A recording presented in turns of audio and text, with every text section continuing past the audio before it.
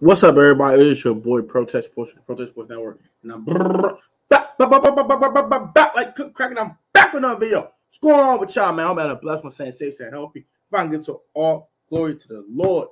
Father Jesus, now we wrap it right now. Hope God open the doors and pay way for all you guys using and pray, man. Today's video, we get smack into it.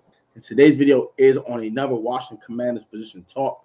I'm bringing these all week long for y'all. This is my week-long series where I talk about each position on the Washington Commanders roster, tell you who I think is going to make the team, who I don't think is going to make the team, maybe some sleepers that we don't know about, things of that nature. So we're going to get right into it.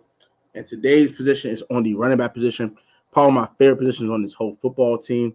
And we're going to kind of cover the rest of this, the rest of this.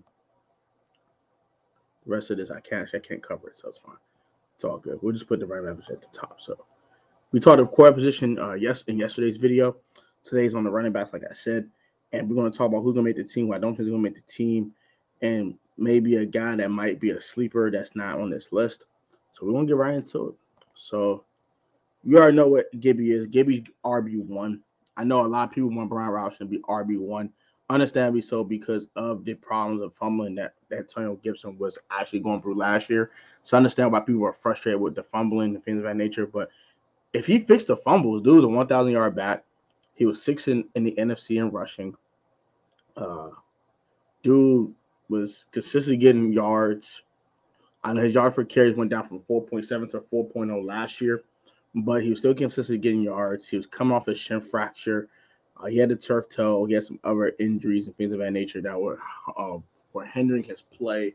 So I do think with him kind of taking a slight step back, not a big one, maybe getting 4, 5, 6 carries taken away from every week just to keep him a little bit more fresh. I think that he'll be more productive. Well, yards per carry will go up this year. I think his more explosive plays will come up. He had a 73-yard screen that went to the house last year. I expect more of those plays to happen, more 40, 50-yard runs, 25-yard runs, 30-yard runs, because he's more fresh. He's more explosive. So I do expect Antonio Gibson to be a 1,150 to 1,200-yard back this year. And I do expect him to be very, very productive. I think 250 carries, 1,200 yards, 6 to 7 touchdowns for Antonio Gibson sounds about fair.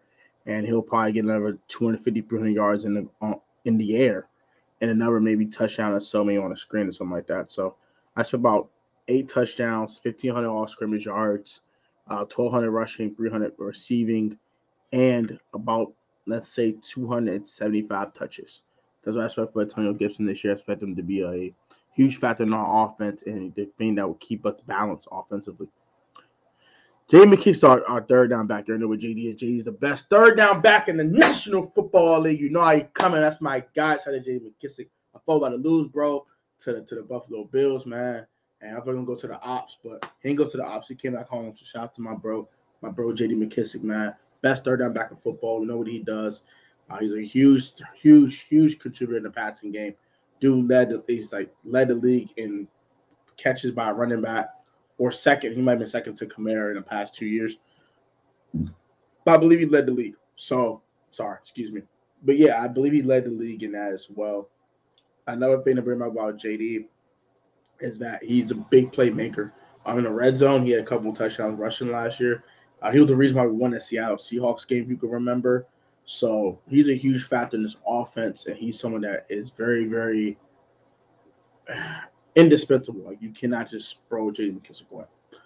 Next is our third round pick with the 98th pick in the 2022 NFL draft. In the third round, we did select compensatory third round selection. We did take Brian Robinson Jr. out of Alabama. He's 6'2", 225 pounds, very rugged, very strong back. He runs with authority.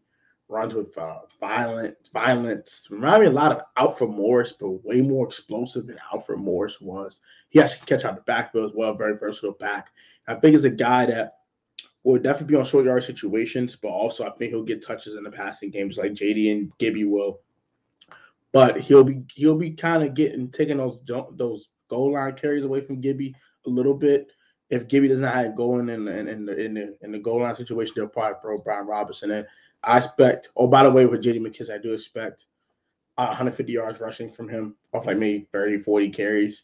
I do expect like 300 to 400 yards receiving for J.D. McKissic and a couple of touchdowns through the air. So 3 touchdowns, about 550 yards from scrimmage, and 3 touchdowns. So that's what I said from JD. As for Brian Robinson Jr., I think he'll come in and spells for JD. I mean for Gibby, and will support JD and Gibby and the running back room a ton. So I do expect him to have about 200 yards rushing on like maybe 20 to 25 carries. Maybe 200 is probably a little high. It's like 8 yards a pop. Let's say 150 yards on 25 carries. Yeah, 150 yards, 25 carries, and maybe a touchdown too. So I expect him to be a very, very decent contributor to this team, and he might contribute way more than that depending on Antonio Gibson's health and fumbling issues. So that can go up for sure. Or Antonio Gibson could just be a workhorse, and Brian Robinson spells and wants to bloom for 5 carries a game, and he finishes with like 100 yards rushing off like 20 carries, something like that. So. Finally, Jaret Patterson. This is the fourth back on the roster. I do expect Jaret Patterson to not make this roster, but I do expect him to be a nice insurance policy if somewhere to happen to one of the 3 backs above him, and he will definitely be productive. He had a couple of good games last year. He had a 12 carry for 50 yard first half versus the Eagles. He had a couple other nice games here and there as well, but honestly, that was probably his best game as a Washington Commander last year. And he's solid. I like what he brings to the table.